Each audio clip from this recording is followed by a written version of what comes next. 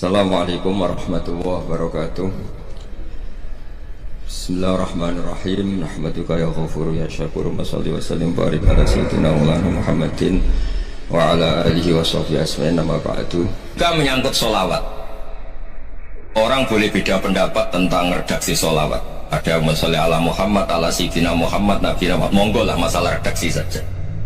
Tapi setelah dianalisis, Nabi itu Pak Rektor jadi Nabi setelah Nabi Isa saking dihormatinya sampai dituhankan. Juga jadi Nabi yang ada cerita masih hangat, orang Yahudi itu bunuh Nabi.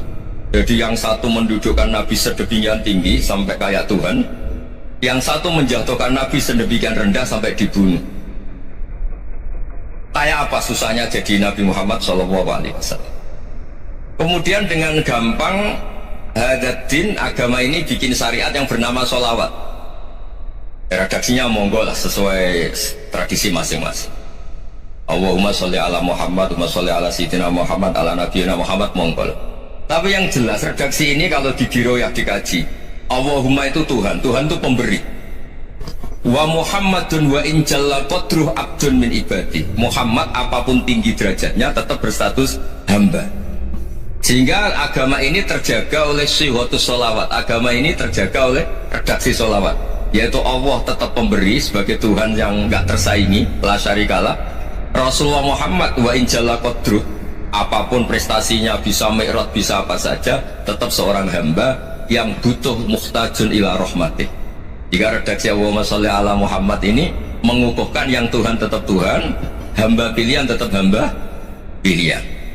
Tentu dengan redaksi ini kemudian kita mendudukkan Nabi benar-benar posisi terhormat, yaitu orang yang paling berhak dapat askat tahiyat, mendapat penghormatan Allah paling tinggi, yaitu Rasulullah Muhammad SAW.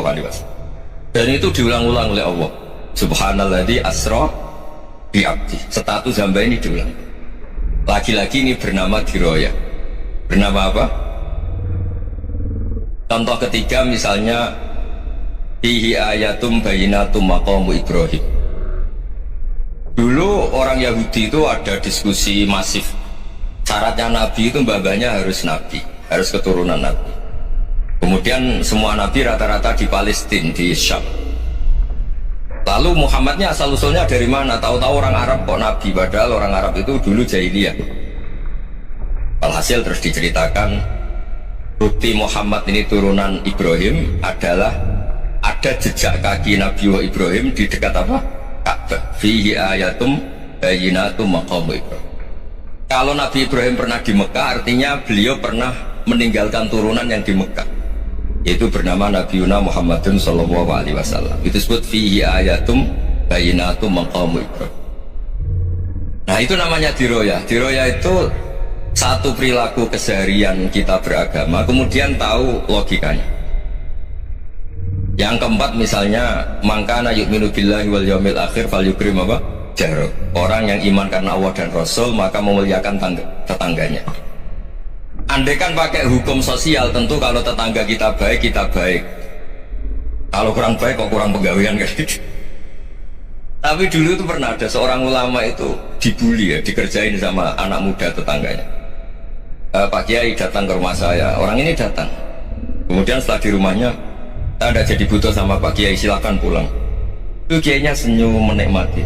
Dan itu terulang 3 kali. Dibully seperti itu, dikerjain terulang 3 kali. Lalu tetap Kiainya tuh asik, seneng sekali. Lama-lama kemudian ditanya, kenapa engkau tidak tersinggung? Padahal saya kerjain sampai 3 kali. Tak undang, terus tak suruh pulang, tak undang, tak suruh pulang.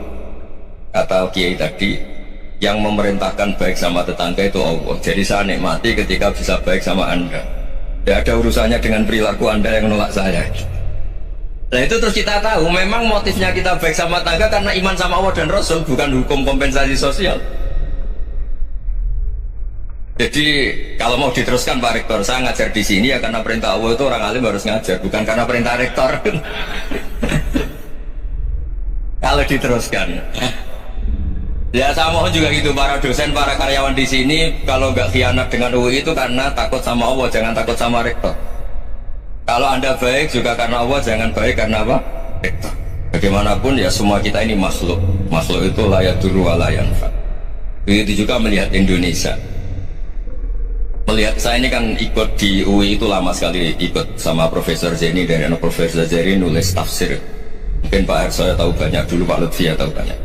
Tapi saya memang nggak pernah terbuka karena ya memang nggak ingin sebenarnya. Kondisi ini kondisi darurat. Sehingga saya tahu cara berpikir Profesor Zeni, ya tahu komitmen beliau pada UI, dan pendiri UI memang ya banyak yang dari tokoh NU, Muhammadiyah, dari tokoh-tokoh ormas yang lain memang didirikan banyak orang. Hingga UI memang nggak milik ormas apa tertentu. Dari satu sisi memang baik, nggak dikuasai ormas tertentu, tapi nanti kalau keterusan ya nggak berbentuk.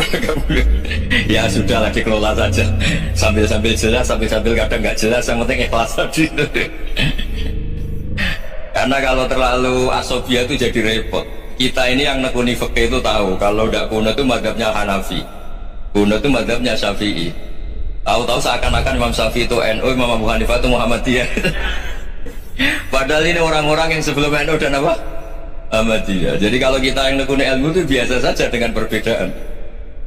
Tapi kalau orang-orang yang nggak siap dengan perbedaan itu sampai Allah disifati Ta'ala itu tidak terima. Padahal Ta'ala itu maknanya Maha Luhur, yang Maha Agung. Jadi ada seorang kiai kebetulan pidato pertama Pak Rektor, Assalamualaikum warahmatullahi ta'ala wabarakatuh. Di mubalik kedua ini nggak terima karena itu dianggap kita ada Ta'ala. Hanya dia bilang Assalamualaikum warahmatullahi ta'ala wabarakatuh. Itu saking asobiahnya itu Allah ditambahi Ta'ala itu tidak terima. Padahal Ta'ala itu maknanya Maha Agung.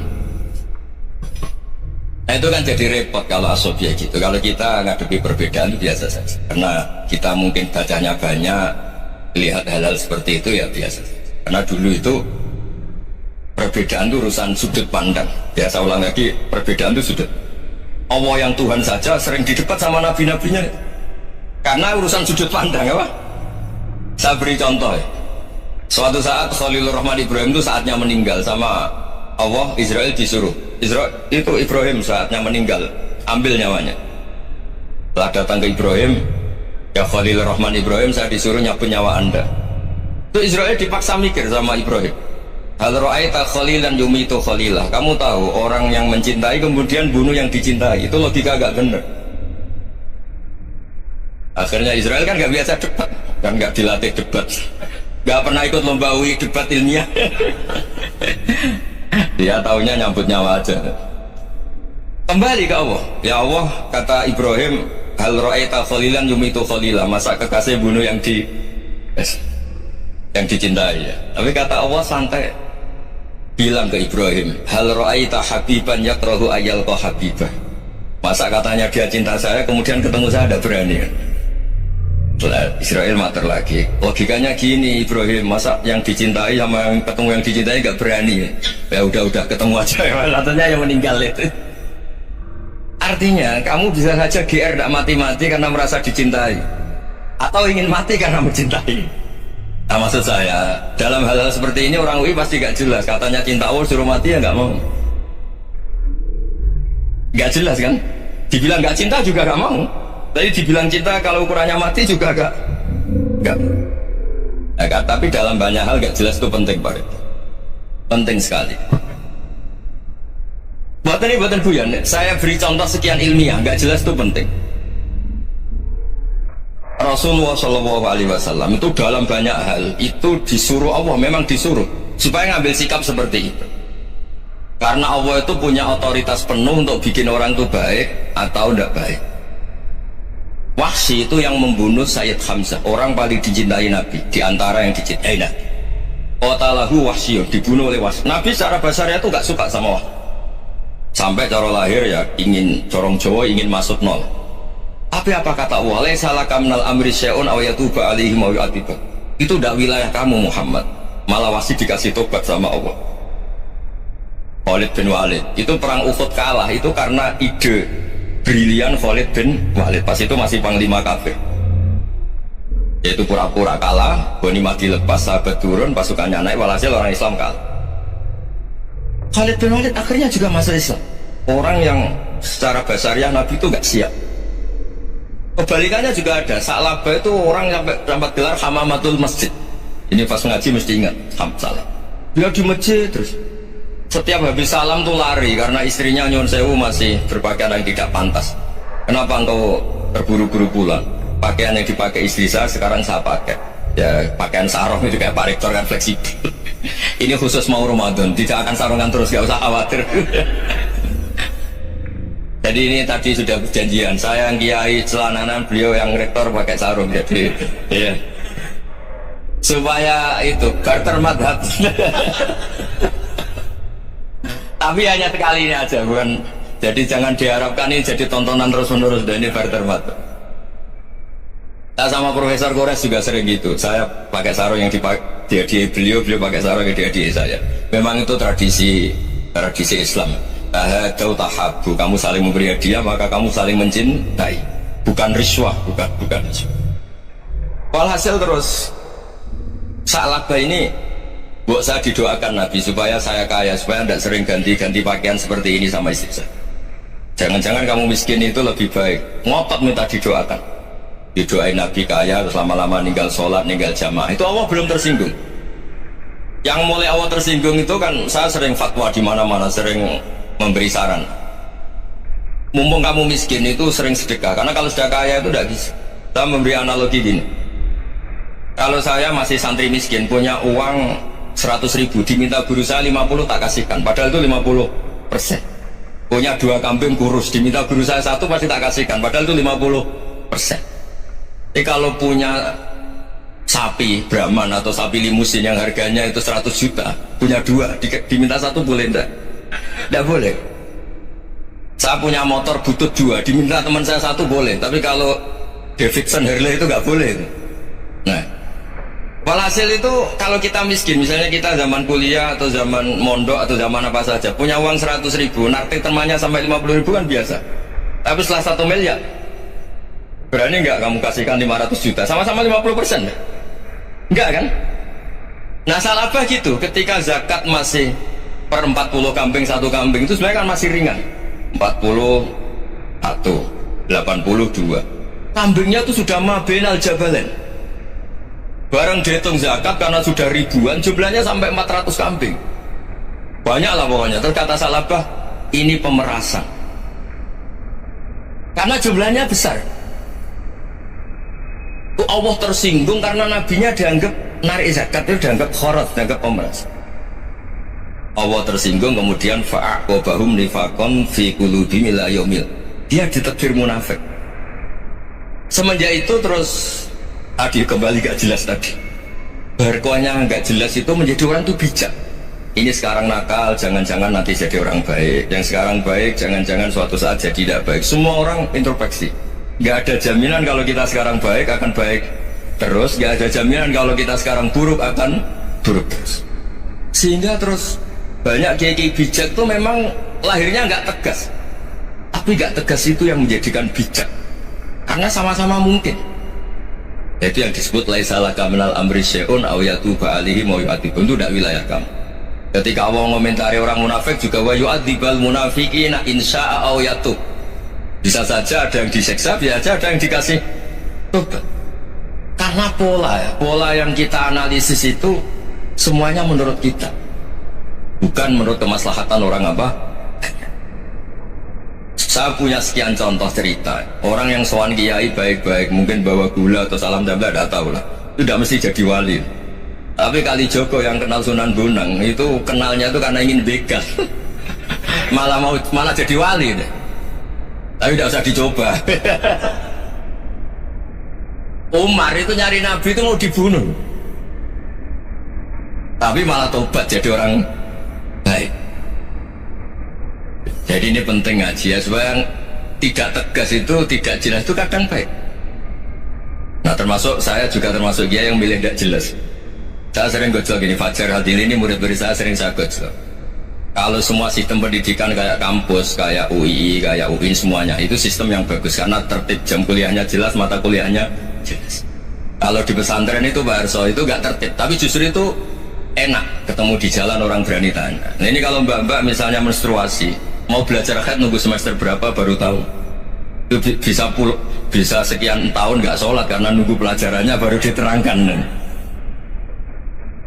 Mau haji juga gitu, nunggu mata pelajaran haji. Kalau nggak jamnya, nggak mau dosennya ngajarin. Ya, kalau kiai kan nggak ketemu di jalan tanya, dijawab. Jam berapa juga dijawab. Artinya Indonesia itu berkah, ada sistem kampus yang tertib. Ya semoga termasuk tertib gajinya. Tapi tertib gajinya itu juga sebenarnya rugi. Saya sering ada pegawai negeri Gus, tolong doain saja di PNS enak aja. Gajinya tetap. Kata saya nggak mau kalau gajinya tetap. Kok bisa Gus, enak tiap bulan mesti dapat gaji. Kalau tetap nggak naik-naik kata saya. Kalau kiai gajinya nggak tetap, tapi di atas yang tetap kata saya. Artinya Indonesia itu berkah. Kalau semuanya pakai sistem pendidikan setertib ini, orang mau tanya khair ya nunggu pelajaran akhir. Bab haji ya nunggu pelajaran haji. Tapi kalau ketemu kiai itu enggak.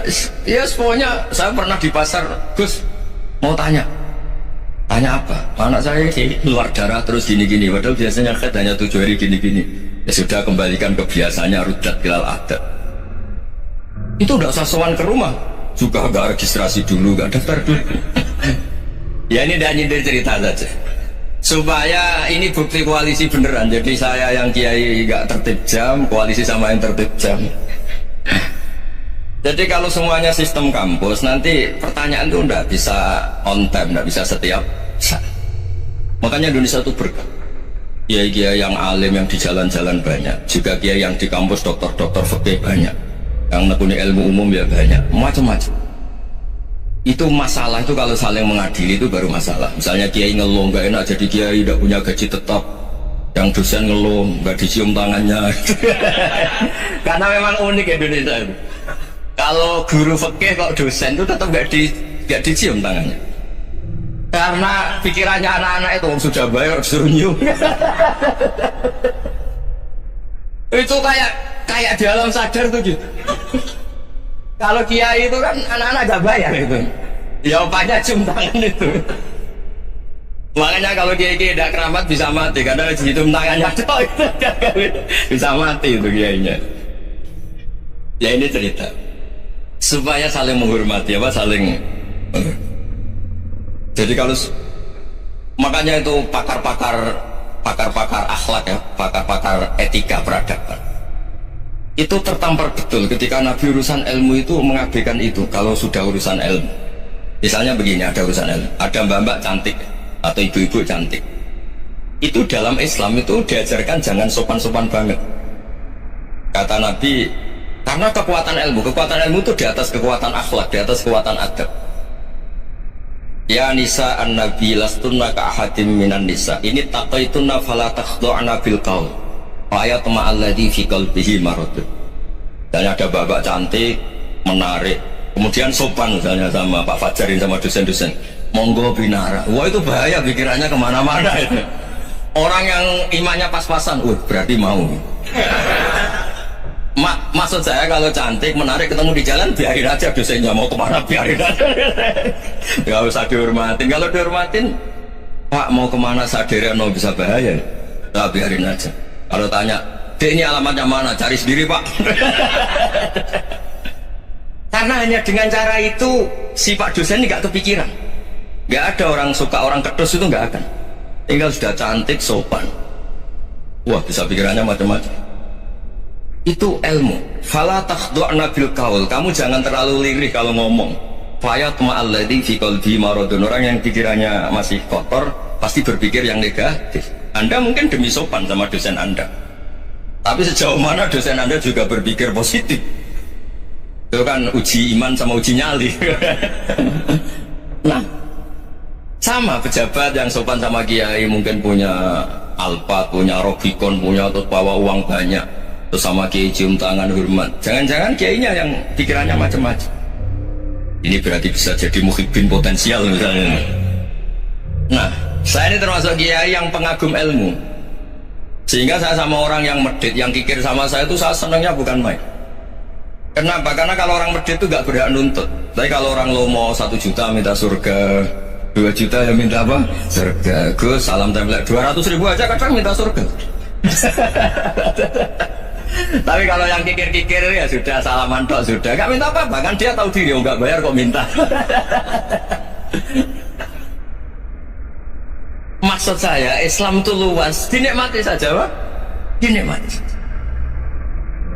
Nah itu diroya, maksudnya itu diroya. Diroya itu kamu tahu aturan Islam itu kamu harus yakin khairihi wa syarrihi minallah, semua itu ujian, tapi kemudian dikaji. Makanya saya ini termasuk pengagum Imam Syafi'i. Imam Syafi'i itu dikasih tahu, ada orang yang di depan engkau cium tangan hormat tuh di luar ngomong-ngomong ngata-ngatain Anda. Imam Syafi'i tertawa-tawa sowan. Oh, Anda ini dikata-katain di luar kok tidak kamu anggap munafik malah tertawa. Berarti saya wibawa, di depan saya nggak berani. Dianggap enteng saja. Dibilangin, sebagian orang kampung sini nggak suka sama engkau, baguslah, tidak akan pinjam uang sama saya. Di mana-mana orang pinjam minta tolong itu karena seneng, kalau benci kan enggak.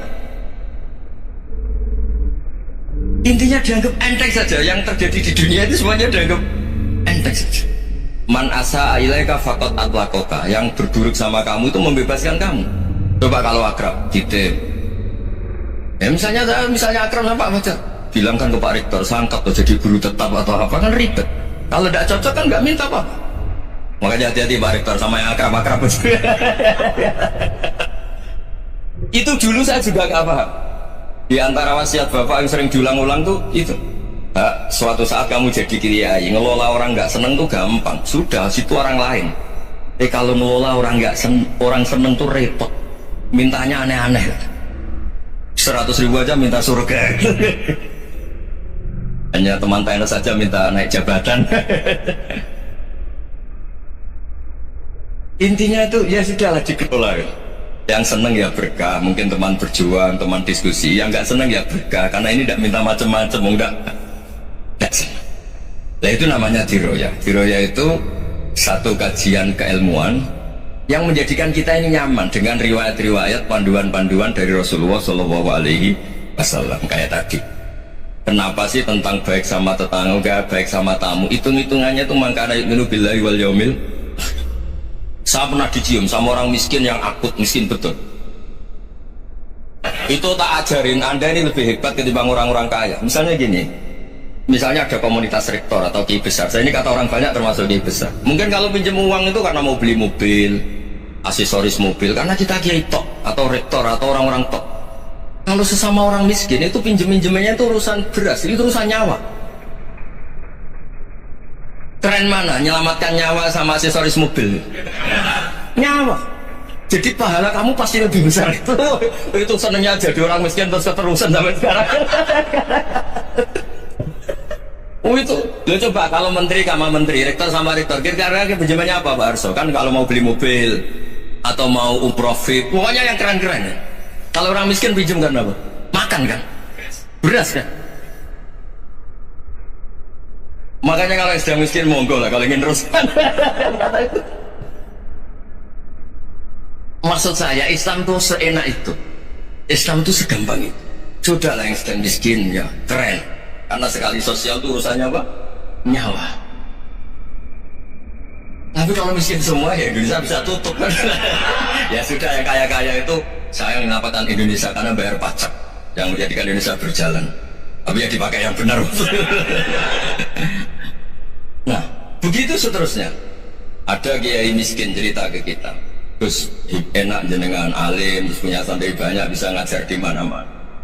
Saya bilang hebat kamu, dia hidup di daerah tertinggal, itu yang diajarkan kan hanya tauhid. Kan nggak mungkin desa tertinggal baca fikih perbandingan madhab, kan nggak mungkin.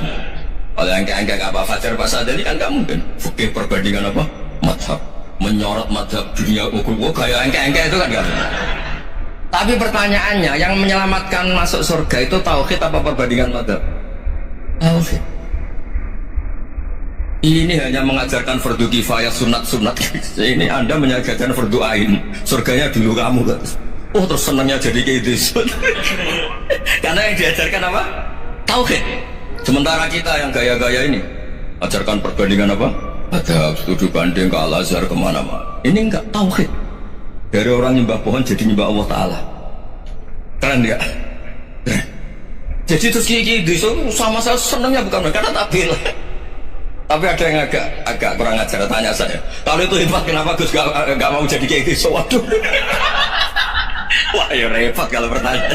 Terus tak jawab, kalau saya jadi kiai desa, kamu ngangsu ilmu dari mana coba?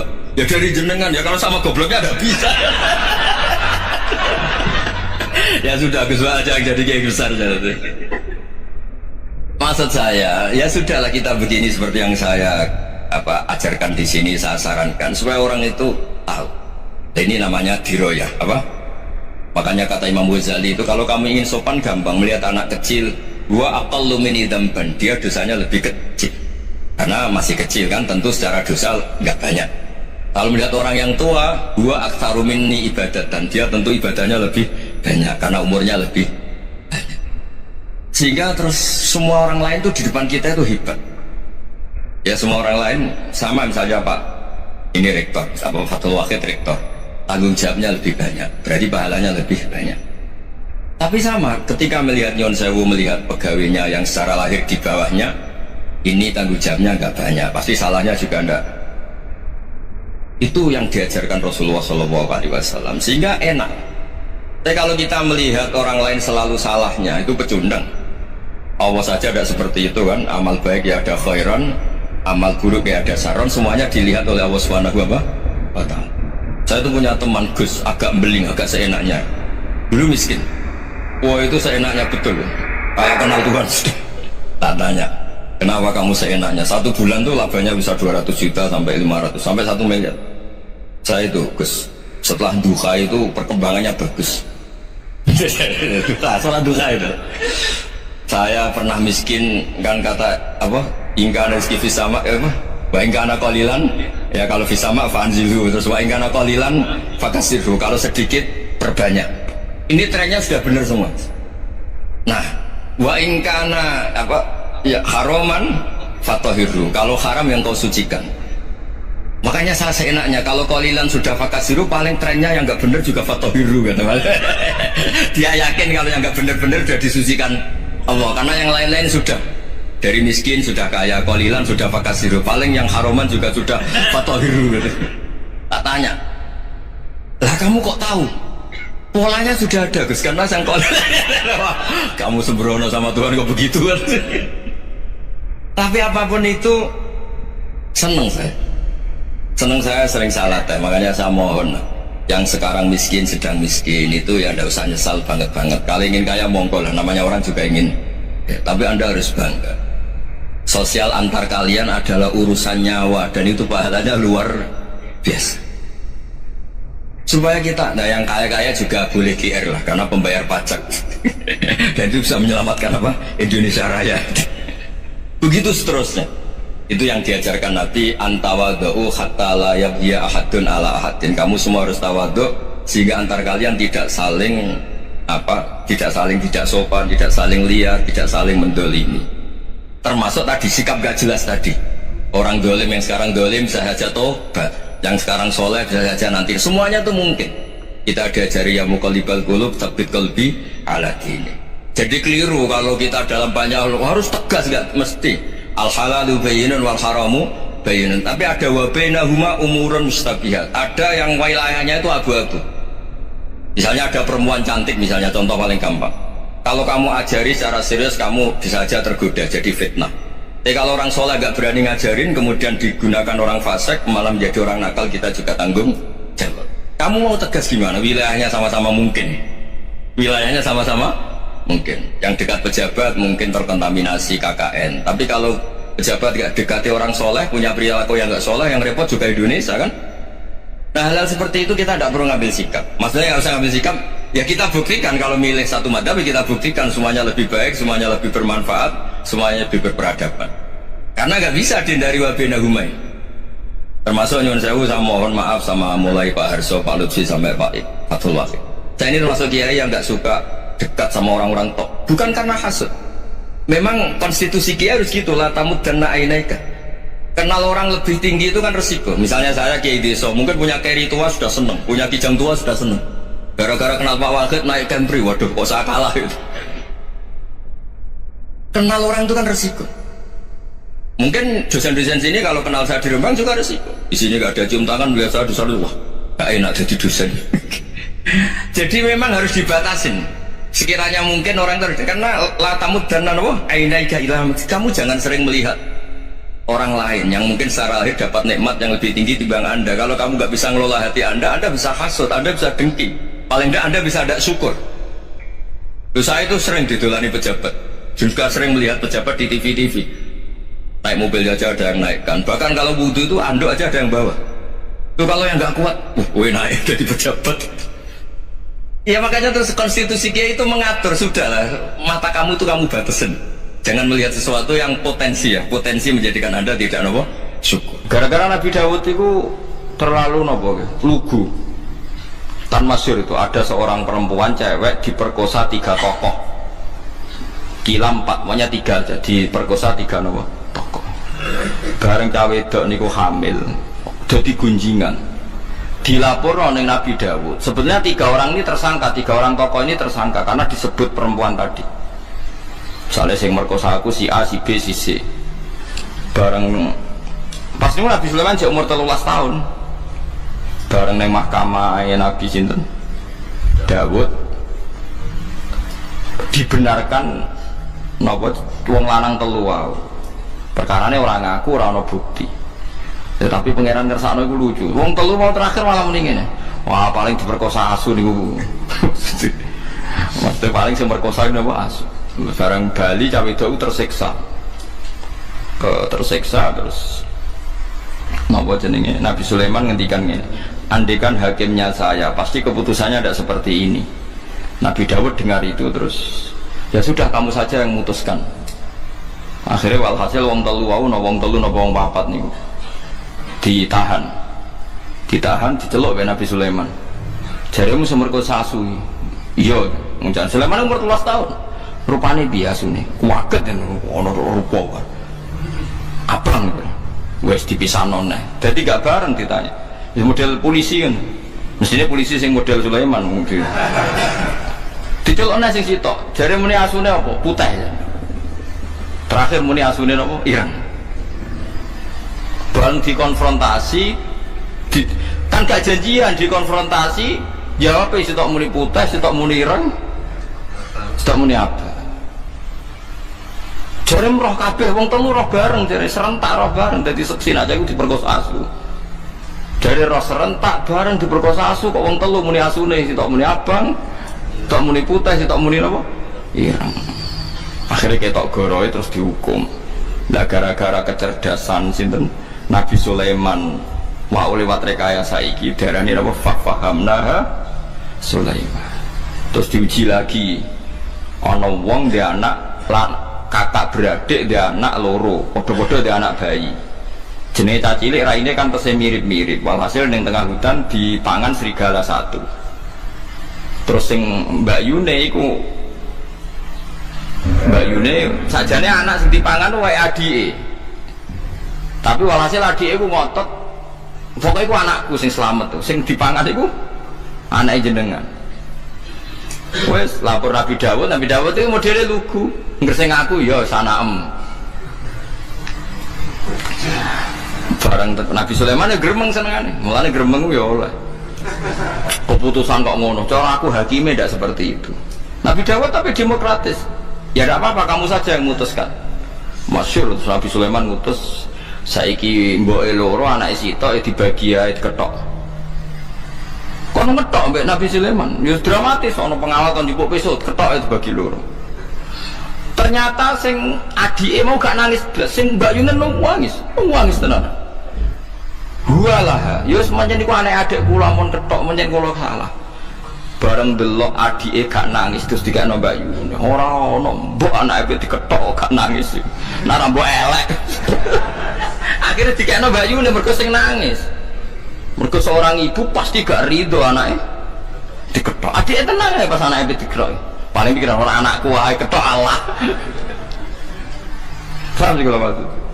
Artinya Sulaiman duwe akal, atau direkayasa cara bahasa saniki supaya ketok asline di sing seorang ibu, di sing enggak seorang ibu. Itu disebut fahamnaha Sulaiman. Sulaiman itu yang cerdas kan. Dari terus kecerdasannya kok gawa nganti tuwa, tapi terus tua-tua nganti urusan wedok barang masyhur. Jadi Ratu Bilqis itu terkenal ayu banget.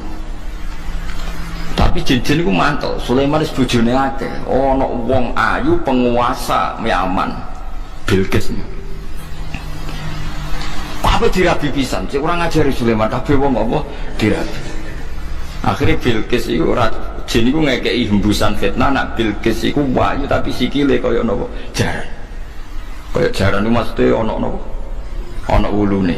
Elek kowe ana wahyu tapi sikile ana ulune. Sulaiman ra kurang akal. Bilqis itu yang aman, Sulaiman gitu yang timur tengah, ora Sulaiman terus Bilqis boko. Wantem kromo ae dari Ratu Bilqis itu boko dipindah teng Borobudur. Ke Sulaiman ku Solomon, Sulaiman ku Sulaiman. Terus Bilqis itu boko, terus Wonosobo itu Sabak. Wah maten wong.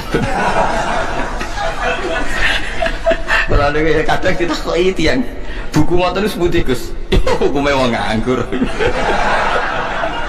Ya kok payu. Ya sekepen nomor segini wong sing ayu. Pengen ada Sulaiman itu, Sulaiman, Wonosobo itu Sabak, Boko itu Bilqis. Nah Borobudur berarti. Sing Arsu Sulaiman ya. Semacam-macam. Dunia. Akhirnya Sulaiman pinter. Waduh ayune ngono sampai dirabis ditalokno kok. Napa? Kok sikile no? Sulaiman terus murah Nabi yo beling, tapi Nabi derene beling kan ra oleh. Wah, akhirnya dekne gawe istana sangka min Zabarjat. Innaha sarhum mumarradum min qawari. Kokoco. Kocone ngisore banyu. Dia lugu nang istana, terus Bilqis diceluk, tapi aja tiru. Orang diceluk spontan Bilqis mergo ngerti koyok-koyok banyu. Terus sikile dicincing, ngerti jebule wahyu, resik gak ono napa rambute. Wala ne wong aja khusuk temen. Ya sing ngono ceritane Nabi ya ora ngono bareng guys. Ya coba tiru tapi kaya aja gedeng wong sing lagi cek ngono. Ya ora kena dijelasno wis pokoke ngono. Wah kira Sulaiman mangkel lucu pula ayo mau perkara jin ku mangkel kabeh apa dirabi. Lah nek zaman riyen ora ana syariat maksimal napa papat. Mulane Sayyid Zabidi tau cerita wong yo kudu ana cerdas. Mergo riyen ana raja ganteng sugih, senengane rabi cah prawan wayu. Ya senengane rabi prawan napa ayu. Rata-rata ya gelem. Mergo raja napa sugih, ganteng ya. Bareng ana cah desa pacaran sing critane saya jadi di sing nyare Ihya. Ana cah wayu kampunge ndekne seneng jebule dibidik. Raja waduh kurang ajar saingan nak kalah. Bareng rajane teko golek wong ayu di Sorojo, yo mun era Islam, mun era Bani Islam. Takoki pemuda, cara kowe piye cah wedok iku? Maksudnya takok kelakuane piye, tau digedak wong ta ora ngene. Ning Raja ben prawan yo steril yo ora tau digedak wong, gak kurang ajar. Jawabe cantem iku. Ya ora apa-apa jenengan rabi, tapi wa inni qad ra'aitu annahu qad qabbala rajulun. Tapi aku bersaksi tenan cah iku tau diambung wong lanang. Oh, raja dhisik kan rajane wong saleh, cuma seneng rabi. Ya ana sing dinggo maksudnya. Kowe kan saleh ora ana sing dinggo. Niku saleh ana sing dinggo. Gak sida dirabi. Suatu saat dirabi canom iku.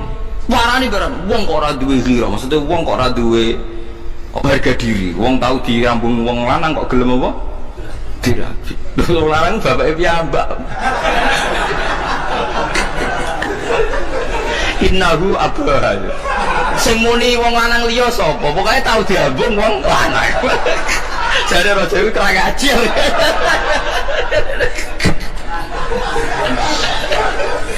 Sing muni wong liya sapa? Oh, tapi cawe itu biasa diambungi tiang lanang.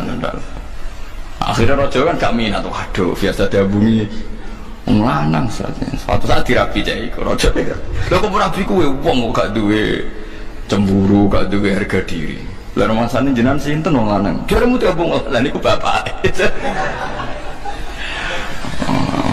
Nek ana wong saleh rondok duwe akal ngono ya oleh. Nabi Sulaiman yo ngoten niku wau, mau ndelok sikil barang macam-macam. Tapi niat dirabi. Ya melane cara fikih itu termasuk ditoleransi ku nontoni wong wedok niat dirabi. Melane kok halalam iku angel perkarane ndelok ra niat dirabi. Nah misal, tapi kalau niat bojone wong ora kena diniati. Ngawur ya. Ora kena diniati kang dikhilah piye ora kena. Wal muhsanatu napa minan nisa. Tapi nak akal kunane kuno niku wonten. Jadi kulon gak ada sejarah kata melane masalah wedok jen misteri Tuhan. Nabi Ibrahim bae khusyuke ngono Khalilur Rahman. Nah urusan wong wedok cerdas ra karuan. Siti Hajar niku rak candaleme Sarah, wong hadiah kangge sinten? Sarah. Suwe-suwe Nabi Ibrahim seneng. Seneng Sarah wis legowo, wis gak apa-apa mbok rabi, tak kekno kowe. Mergo pas niku Sarah dereng gadah napa anak. Suwe-suwe Ibrahim ora sekedar ngerabi, seneng banget belajar ngalahno mbek sinten? Sesuai Sarah cemburu. Saking cemburune aku sumpah mbek pangeran. Kowe oleh seneng Sarah, tapi syaratnya Sarah lukai. Ya mungkin pikirannya Sarah dilukai ku mbok pipine digaret, mbok piye pokoke kon kuat. Dilukai apa? Pokoknya sementing luka, nganti berdarah. Wah, Nabi Ibrahim pinter. Dilukai ku kupinge. Terus dadi anting-anting pertama Ibrahim. Bang dilukai kupingnya digoni anteng tambah ayu, tapi Sarah wis ra iso berkutik perjanjiannya pokoknya dilukai. Seneng pas dilukai dicoblos, seneng Sarah pertama. Amalan jari Sajabiti ketika Imam Ghazali darani anteng-anteng iku hukume bid'ah. Cara Sajabiti ora apa-apa, pipi anteng-anteng pertama sing gawe iku Nabi sinten Ibrahim. Jadi wong lanang lu gula, anak urusan wong wedok itu udah pinter-pinter maksudnya. Padahal itu Nabi sinten Ibrahim. Nah, gue termasuk serap pinter. Cara kalau wong saiki termasuk ngerap pinter. Ngerti soleh, khusyuk ya sentek ceritanya pun. Jadi gue kudu roh cerita nonton niku. Ya mau gue iling-ilingan kang nak mulane ra oleh khusyuk nemen-nemen kaya wong khawarit. Wong khawarit ku ilang akali. Kalau darani ilang akali. Misalnya wong khawarit atau wong khusyuk rabi papat pikirannya wong lanang kok hipersek. Berarti kok wong barat nuduh Nabi Muhammad hipersek. Padahal mau nganggo pikiran nubuah sederhana. Kowe nak di bojo sitok nglahirno wong papat, berarti nak papat nglahirno piro? Papat ping papat piro? 16. Lah nek saiki misale kon ngekeng umat Islam sing urun papat mbek urun 16 akeh endi? 16. Asal dadi wong saleh kabeh lho syaratnya. Artinya sebetulnya kita sederhana. Kenapa Nabi bojone akeh? Karena tambah banyak berarti memperbanyak umat Islam. Lho soal kowe ra wani ngakoni alasane iku mau nglahirno sitok wae papat nakal kabeh. Lah 16. Tambah kala iku sing masalah kowe ra sunat iku perkarane anak papat wae beling kabeh. Lah kok 16.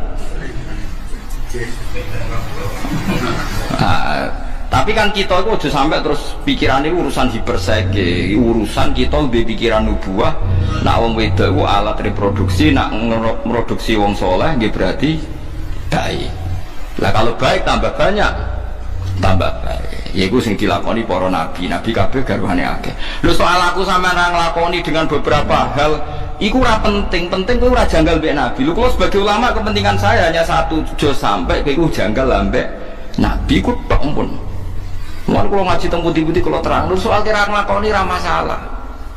Mereka 1 tambah 1 tambah 1, tetap 1 maksudnya. Kewayo, sing pertama yuk megat. Kan berarti 1 tambah 1 tetap 1. Tapi ben gak janggal dek pikirannya Nabi. Kalau nanti ditanya seorang dosen, saya itu janggal kenapa Nabi kalau perang itu rampasan orang kafir diambil dan perempuannya dijadikan amat. Memang dalam perang dulu kan perempuan dijadikan apa? Mungkin kalau jawab seperti itu. Kalau senjatanya orang kafir dikembalikan, berarti senjata itu menjadi kekuatan orang kafir. Kalau perempuan ini dikembalikan, berarti Islam membolehkan populasi orang kafir karena perempuan adalah alat reproduksi. Tapi kalau terus perempuan tadi disita jadi amat di koloni Mustafa kan ngelahirno Muslim. Tapi kalau dikembalikan produksi wong kafir. Paling tidak kita paham itu. Lu soal yang era modern kita janggal bawaan kita sebagai orang modern. Tapi kita sebagai ulama harus menjelaskan itu. Duduk perkaranya seperti ini. Paham ya? Paham sih kalau maksudnya. Ngono kok ora ora. Mulane pentingnya ulama di sini, mulane disebut al ulama warasatul anbiya, dia yang tahu. Zaman akhir saya ulama itu kalah mbak, wong sing terkenal wali mbak ulama itu waline dicucuk ulama itu ora. Mulane Imam Syafi'i itu kok nak ulama ra wali berarti ning dunya gak ono napa wali. Kudune mestine tiap ulama itu wali normale. Nak wali ra mesti ulama normale tapi kadang-kadang ulama itu seneng duwe, seneng dihormati wong lha wis semare terus digradasi terus ra ono daftare terus. Wong seneng duwe, seneng dipangkat, seneng dihormati wong wis alamat yang pun alamat jatuh terus indah wong. Jadi paham ya, terus logikanya seperti itu. Kenapa dulu kalau perempuan perang kalah niku disita? Itu contoh paling gampang niku sinten niku sing disita Nabi saking tiyang Yahudi Sofia. Sofia niku anake raja Yahudi, ra trimo raja biasa raja nopo Yahudi. Bapake iku ketuane tiyang nopo Yahudi jenenge Huyai, Sofia binti Huyai bin Akhtab. Niku dhe paman. Sofia niku menangi pas pamane jagoan mbek bapake. Bareng Nabi mun urip teng Madinah. Niku bapake mbek pamane jagongan ngene. Dek nak ngundang adike misale Dek iku rak Muhammad sing ana ning kitab Taurat. Saiki iku wis bener manggon ning Yasrib. Dadi alamate Nabi wis kakean. Sedurunge akeh tenan ayo udah dipateni ya. Iku Nabi tenan. Sofia iku krungu. Barang krungu dan Sofia udah pinter wong anak Yahudi ora pinter. Dekne melok perang ben kecekel, ben kalah. Mergo ben ketemu Nabi Muhammad. Mergo dekne ora jagongane bapake. Barang perang kalah tenan. Kalah melane drengki ku penting. Lan kula niku ora ngarepno drengki nemen-nemen. Drengki ku yo ono pentinge kadang. Tapi drengki sing kok Jibril wae sing koyo sinten malaikat sinten Jibril. Bareng kalah delala Sofia bareng amat iku dibagi. Sofia iku bagiane Dihyah Al-Kalabi. Wahyu anak raja. Sahabat yo do iri. Ya Rasulullah, ora ana critane anak raja kena wong biasa. Kok penak Dihyah entuk ayu anake raja. Kudu jenengan jupuk. Wah, sahabat ora rido. Wala ya tarilan ora krana sumpah. Ayakhlif tegese ora krana sumpah. Ora krana sumpah serapah sapa ulul fadli, sapa wong kang duweni kelebihan. Ashabul ghina tegese wong-wong sing duweni kelebihan mingkum saingi sira kabeh wasaati lan sing duwe kejembaran rezeki. Ayyutu Allah yutu tegese ora bakal maringi sapa ulul fadli, ora bakal maringi ulil kurba ing pira-pira wong sing di unsur kerabat, wal masakin lan ora maringi ing pira-pira miskin, wal muhajirin lan pira-pira wong sing hijrah fi sabilillah ing dalam dalan Allah. Nazalat tumurun apa iki ayat fi Abi Bakrin ing dalam Abi Bakar. Halafa sumpah sapa Abu Bakar ala yang fika yen ora nafaqah ya ora nginfaki sapa Abu Bakar ala Mistah ing atase Mistah. Mistah niku jeneng lanang. Wa wa Mistah iku ibnu kholatihi. Anake bulike Abu Bakar. Miskinun te Mistah ya miskin, muhajirun tur wong sing hijrah. Badawiyun tur wong Bedui, Badriyun tur wong sing nyaksekno perang Badar, Badriyun tur wong sing nyaksekno perang Badar. Mergane apa ka Abu Bakar sumpah ora bakal ngekei lama khodo semangsane ikut terlibat napa cara wong Jawa slurup maksudnya melok-melok sapa Mistah fil ifki ing dalam masalah gosip zina niku. Pada angkana sakwise ento ana sapa Abu Bakar yunfiku iku ngekei infak sapa Abu Bakar alaihi ngatasi Mistah. Lawana suntai pira-pira manusa minas sahabati sang sahabat. Iku yo aksamu padha sumpah sapa nas Allah ya tasaddaqu. Yen ora padha sedekah sapa nasun ala man ing ngatasi wong takalama kang ngomong sapa man biseen klan perkara minal ifki sangking peristiwa ifkun. Ifkun wingi tuduhan zina niku. Wal yafulan becik nyepura sapa ngake wal yasfahulan becik saling memaafkan sapa ngake anhum saking kabeh fidzalika ing dalem masalah ifki. Ala tuhibuna ana ta ora seneng sira kabeh ya firen to nyepura sapa Allah lakum maring sira kabeh. Wa wa huti Allah ghafurun akeh nyepurane rahimun akeh welase lil mukminina bareng pira-pira mukmin. Kala dawa sapa Abu Bakrin sapa Abu Bakar bala ya. Ana uta ingsun iku uhibbu seneng sapa ingsun ayaghfira ento nyepura sapa Allah li maring ingsun. Wa raja'alan bali sapa Abu Bakar ila Mistah maring Mistah ma ing perkara kana kang ana sapa Bakar yen fiku nafaqoi sapa Abu Bakar ing ma alaihi ngatasi Mistah. Terus ayat niki saya sangat nggih pelajaran nggih kula jenengan sedanten. Seorang bapak sak pinter-pinter Abu Bakar sak soleh-soleh tetap tersinggung ketika Sayyidah Aisyah dituduh zina. Meskipun setelah Sayyidah Aisyah dibebasno Allah bahwa itu tidak mungkin dan jelas-jelas Allah mesti bener bahwa Aisyah tidak mungkin zina. Abu Bakar dendam ning gone tiang-tiang sing ikut menggosipkan. Termasuk sing derek gosip lu Mistah. Mistah itu misanane Abu Bakar, anak bulik berarti misanan melarat, tahu melok perang Badar. Dan iku riyen donatur tetape niku sinten Abu Bakar. Gara-gara gosipno putrine terus Abu Bakar sumpah ora bakal sedekah ning sinten Mistah. Ya nek cara kula Abu Bakar nggih bener. Wong anake digosipno ora dendam ya bapak elek tenan. Paham ya? Ya tapi Allah sebagai pangeran nuruti Abu Bakar ya keliru. Ngopo biasa ngongkon apik ya ngongkon apik terus najan to ana wong dendam papoh nggih ben tetep kon apik. Lah niku paling angel ya. Terus niki ayat niki kula seneng sangat.